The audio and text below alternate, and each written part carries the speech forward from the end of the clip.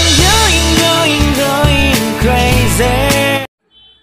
আমার আপনাকে আপন যে জন খুঁজি তারে আমি আপনার আমার আপনাকে যে জন আপন খুঁজি তারে আমি আপনার। শুভ বৃহস্পতিবার বন্ধুরা, শুভ সকাল। তার সাথে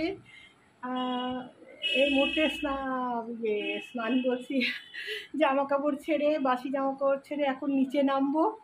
নিচে নেমে রান্না বান্না সব তোমাদের সাথে শেয়ার করছি। ঠিক আছে, আশা করি তোমরা ভালো আছো, সুস্থ আছো।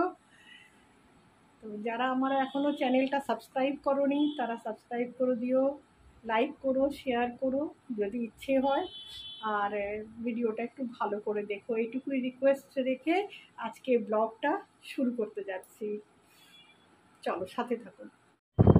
বড়দের প্রণাম, ছোটদের স্নেহাশীর্বাদ দিয়ে শুরু করলাম আজকের ব্লগটা। আর যা নিত্য নৈমিত্তিক কাজ সেগুলোই করবো, সেগুলোই তোমাদের দেখাবো। মাঝে মাঝে নিজেকে ব্যস্ত রাখার জন্য ভাবি যে কাজটা না করলে পরে তো, কাজটা ফেলে বসে থাকলে পরে তো চলবে না। যেমন আমি খুব জ্বর থেকে উঠেছি, 2 দিন হলো খুব জ্বর হয়েছিল। কেউ বলছে করোনা, কেউ বলছে ইনফ্লুয়েঞ্জা। কিন্তু যাই হোক, যাই কিছু হোক না কেন, মোটমাট বড় সড়োই কিছু একটা হয়েছিল। পুরো বাড়িতেই সবাইরই হয়েছে। আর তার মধ্যে শুয়ে থাকা, 2 দিন শুয়ে থেকেছি, তাতেই আমার মনে হচ্ছে আমার যেন দম বন্ধ হয়ে আসছে। আর আমি ওপর ঘর থেকে নিচে নামতে পারছি না, সব কিছুই সমীর করে দিচ্ছে। তো যাই হোক, নিত্যদিনের কাজ সাথে নিয়ে চলে আসা, এটাই আমাদের ডিউটি। তো তাই দেখতে থাকো নিত্যদিনের কীভাবে কাজকর্ম আর সারাদিনের কাজকর্ম দেখতে।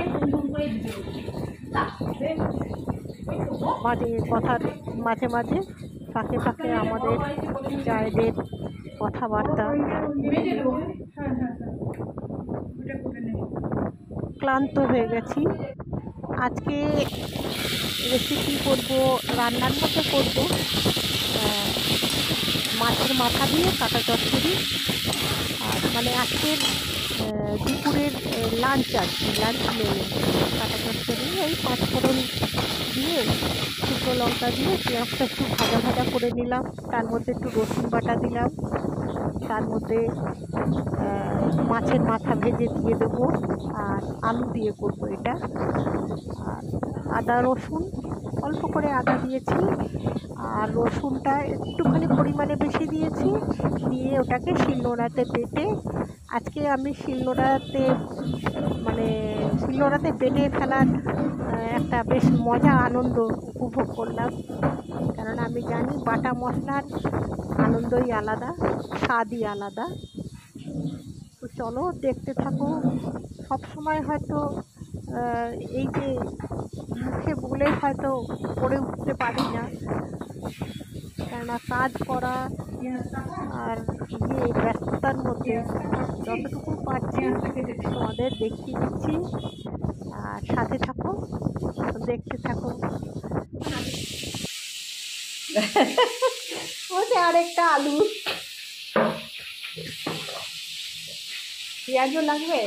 এই যে আমার ছোটো যা কদিন আগে খুব শরীর খারাপ থেকে ভুগে উঠলো বেচারি। বলছি যে তোর কি বলে, ওর সঙ্গে সঙ্গে সাপোর্ট করলো। কি বলছে বলতো?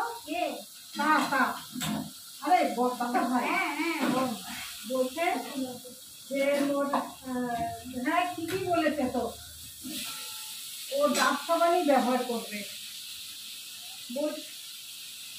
বাড়ির লোকেরাই হয়ে গেছে।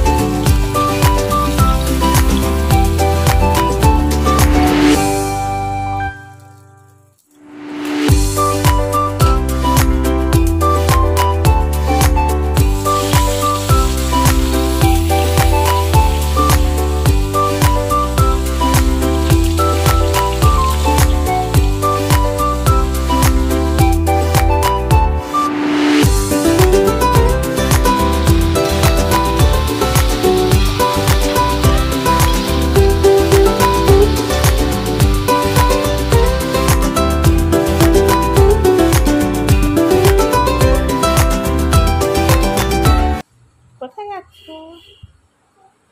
কি হলো তোর মুখের এই অবস্থা কেন? হায় হায়, কি হয়েছে?